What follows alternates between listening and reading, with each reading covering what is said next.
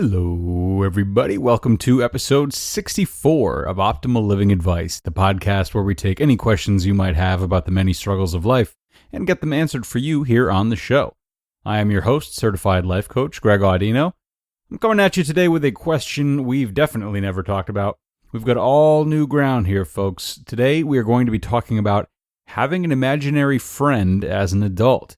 Now, surely we all use different tactics to build connection and comfort for ourselves, and though having an imaginary friend isn't something we hear about for a lot of adults, maybe it can be useful. We're going to find out today. Here's the question.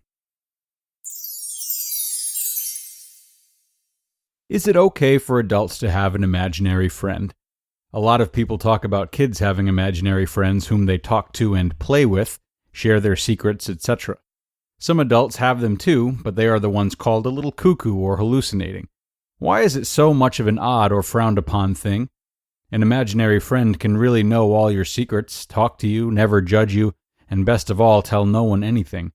Yes, journaling is one way of doing it, but it's not the same. So my question is simple, really. Would it be so bad to have an imaginary person to talk to and share my feelings from time to time? All right. I love this question. It's a very unique question, and it's a question that I would guess a lot of people want to ask but don't necessarily have the stones to do it. So good on you for speaking up. First, let's talk about why it's frowned upon or seen as an odd thing. That was the first concern you had, and it seems like a good place to start. Simply put, it's seen as odd because it's abnormal. And what do many people do to connect with one another and be part of a group? Well, they identify that which is opposite from them, that which is uncommon, and they strengthen their own bond by agreeing that they do not like that thing or those abnormal things. They create a boundary, right, which gives them more common ground, and thus what they feel is a greater connection, okay? This is not the case with everyone, of course, and each person has different boundaries, but that's basically what we're looking at here. As you said, kids are often known for having imaginary friends, and most everyone grows out of it.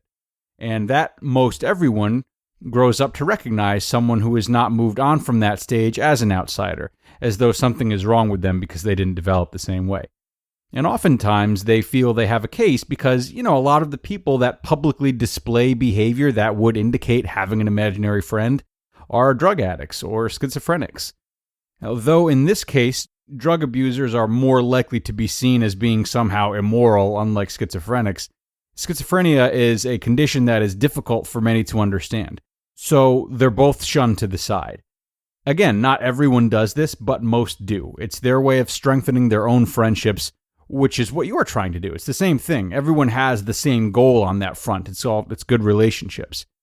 However, let's also not pretend that you are the first person to have these thoughts about the benefits of an imaginary friend who presumably does not have schizophrenia or another underlying condition that could be in the same realm of having imaginary friends.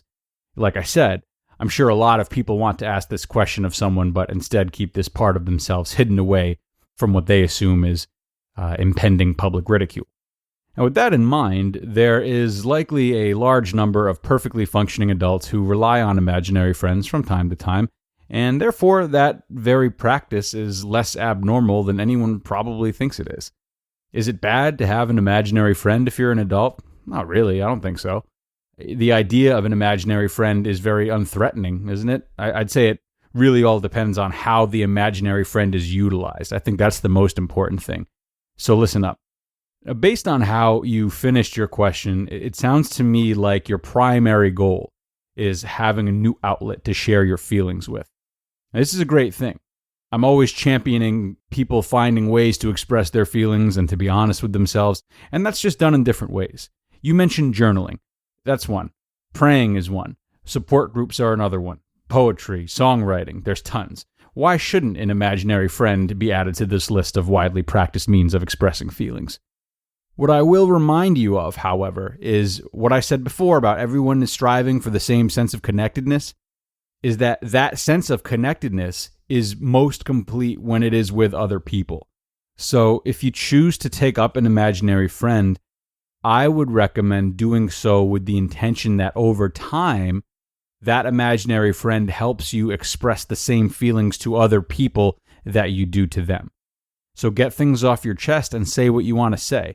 Then maybe ask your imaginary friend questions like, who else do you think I could trust with this information? Do you think there are some other people out there feeling this way as well? And do you think I'd feel better or worse if I finally got this off my chest and tried to own it?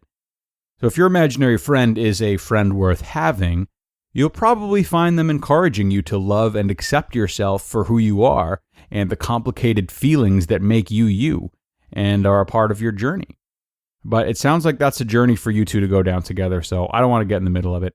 Just make sure that your friend is a good friend, and a good friend wants what's best for you. A good friend encourages you to be proud of yourself and show yourself to the world rather than isolate yourself from it. And finally, I would be remiss if I didn't further legitimize the idea of an imaginary friend by telling you that there are several practices in the worlds of coaching and therapy that are built upon the very idea of talking to different parts of yourself. The one that's probably most popular and the one I'm most familiar with and experienced with myself is called voice dialogue. It's a little tough and long-winded to explain here, and it would be challenging to do on your own. But if you really want to add structure to the idea of extracting a better life from an imaginary friend, then I would recommend doing some research on voice dialogue and consider whether it's something that could be a good fit for you. Big thanks to the person who asked this question and helping both us and the other listeners pioneer some new ground. As usual, we really hope this episode cleared things up for you and gave you not only a new perspective, but a newfound confidence in your feelings. We are going to wrap things up. You know the drill, everybody.